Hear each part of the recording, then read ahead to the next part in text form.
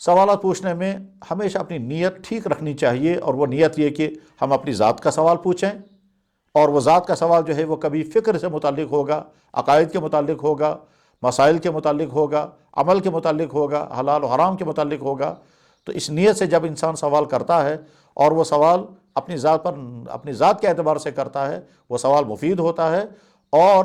اس سے دوسروں کو بھی فائدہ ہوتا ہے، کیونکہ اسی جیسا سوال دوسرے بھائیوں کو جب درپیش ہوتا ہے اور اس آدمی کی طرف سے سوال سامنے آ گیا تو سوال و جواب سن کر کے دوسرا آدمی بھی اپنے اوپر اس کو منطبق کر لیتا ہے۔ البتہ ذاتی نوعیت کے سوالات کچھ ایسے بھی ہوتے ہیں جو بعض دفعہ حیا کے بھی خلاف ہوتے ہیں اور پرسنل قسم کے معاملات ہوتے ہیں۔ اس طرح کے سوال جو ہیں وہ کسی ایسے فورم پر، کسی ایسی جگہ پر نہیں پوچھنے چاہیے کہ جس میں دوسروں سے پردہ رکھنا مطلوب ہو۔ تو اس طرح کے سوالات جو ہیں وہ پرسنل پوچھنے ہوتے ہیں، ذاتی اعتبار سے پوچھنے ہوتے ہیں۔ اسی طرح سے اس طرح کا سوال نہیں پوچھا جانا چاہیے کہ جس میں مقصد کسی دوسرے پر اٹیک کرنا ہو۔ بعض دفعہ انسان سوال کرتا ہے اور اسے ذات کا مسئلہ نہیں ہوتا، وہ دوسروں کے متعلق سوال کرنا ہوتا ہے، اور وہ دوسروں کے متعلق سوال بھی بعض دفعہ دوسروں پر حملہ کرنے کے لیے، دوسروں پر اٹیک کرنے کے لیے ہوتا ہے۔ وہ بھی کوئی مناسب چیز نہیں ہے۔ دراصل سوال کرنے والوں کے لیے بھی کچھ اصول اور آداب ہیں، اور جواب دینے والوں کے لیے بھی اصول اور آداب ہیں۔ اللہ کرے کہ سوال کرنے والے بھی ان اصول و آداب پر کاربند رہیں، اور جواب دینے والے کو بھی اللہ توفیق عطا فرمائے کہ وہ ان اصولوں اور آداب کے دائرے میں رہ کر کے دینی سوالوں کے جوابات دیتا رہے۔ اس بیچ میں یہ بات بھی عرض کی جانی چاہیے کہ ضروری نہیں ہے کہ ہر انسان ہر سوال کا جواب دے سکے۔ دنیا میں کوئی انسان دعویٰ نہیں کر سکتا کہ ہر قسم کے مسائل کا حل میں بتا سکتا ہوں۔ ہمارے بڑی بڑی اسلامی تاریخ کی شخصیات کی زندگی میں پایا جاتا رہا ہے، ان کے سامنے کوئی سوال کرتا تھا تو وہ جب جواب معلوم نہیں ہوتا تھا تو صاف بڑی بے تکلفی کے ساتھ کرتے تھے، لا ادری، اس سوال کا جواب مجھے معلوم نہیں ہے۔ اس لیے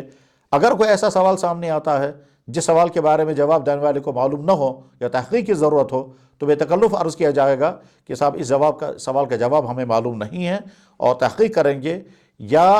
اس پر مزید غور کریں گے۔ اور بعض دفعہ سوال ایسا بھی ہوتا ہے کہ جس کا جواب دینا کسی مصلحت کی بنا پر مناسب نہیں ہوتا ہے، تو اس طرح کے سوالوں کو یا تو حذف ہی کیا جائے گا، اور اگر وہ سوال سامنے آ بھی گیا تو جواب کو حسن تدبیر کے ساتھ ٹال دیا جائے گا،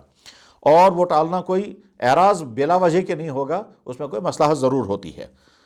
جناب رسول اکرم صلی اللہ علیہ وسلم کی خدمت میں بھی بعض دفعہ ایسے سوالات آتے تھے کہ آپ علیہ الصلوۃ والسلام براہ راست اس کا جواب ارشاد نہیں فرماتے تھے، بلکہ ایک ایسا جواب ارشاد فرماتے تھے کہ سننے والے کو غلط فہمی بھی نہ ہو اور مسئلہ بھی حل ہو جائے۔ براہ راست جو جواب ہوا کرتا تھا، وہ براہ راست جواب کبھی کبھی کسی غلط فہمی کا ذریعہ بن سکتا تھا۔ اس غلط فہمی کا ذریعہ بننے آپ نہیں پسند کرتے تھے کہ غلط فہمی کا ذریعہ بن جائے، اس لیے اصل جواب روک دیتے تھے۔ قرآن کریم میں بھی اللہ تعالیٰ شانہ نے یہ اسلوب اختیار فرمایا ہے کہ سوال کیا گیا کچھ اور جواب میں کچھ اور بات ارشاد فرمائی گئی، کیونکہ مسئلہ تو اسی میں ہے۔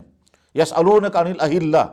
آپ سے پوچھا جا رہا ہے کہ چاند کی حقیقت کیا ہے، تو جواب میں چاند کی حقیقت نہیں بتائی گئی، چاند کے گھڑنے اور بڑھنے کا سسٹم نہیں بتایا گیا، بلکہ یہ بتایا گیا قل ھیٰ مواقیت للناس، کہ چاند کی وجہ سے تم کو اوقات معلوم ہو جائیں گے، نمازوں کے اور روزوں کے اوقات معلوم ہو جائیں گے۔ تو جواب کچھ اور دیا گیا۔